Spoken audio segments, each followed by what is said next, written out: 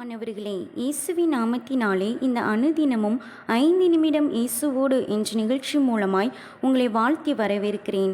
இன்றைக்கு கர்த்தர் உங்களுக்கு சொல்லுகின்ற வார்த்தை யோபு 37 அதிகாரம் 5 வசனம்.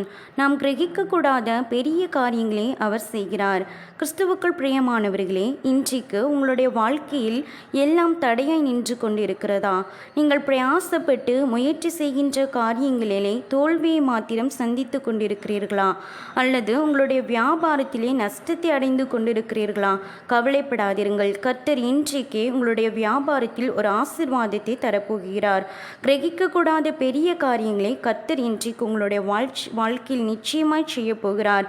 ஏதோ ஒரு காரியத்தை குறித்து நீங்கள் பயந்து கொண்டிருக்கிறீர்களா? அல்லது உங்களுக்கு விரோதமாக எழும்புகிற மனிதர்களை குறித்து பயந்து கொண்டிருக்கிறீர்களா? பயப்படாதிருங்கள். இன்றைக்கு கர்த்தர் உங்கள் பயத்தை மாற்றப் போகிறார். இன்றைக்கு உங்களுக்கு அவர் சந்தோஷத்தை கொடுக்க போகிறார்.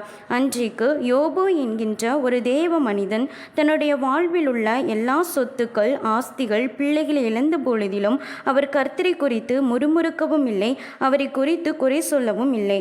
எல்லாவற்றிற்கும் பதிலாய் தன்னை துன்பப்படுத்தி பேசின தன்னுடைய நண்பர்களுக்காக கர்த்தரிடத்தில் வேண்டிக் கொண்டார். அதே போல நாமும் கூட நம்மை சுற்றி இருக்கின்ற மனிதர்களுக்காக கர்த்தரிடத்திலே பாரத்தோடு ஜெபிப்போம். கர்த்தருடைய கரத்தில் இருந்து கிரகிக்கக்கூடாத ஆசீர்வாதங்களை பெற்றுக்கொள்வோம்.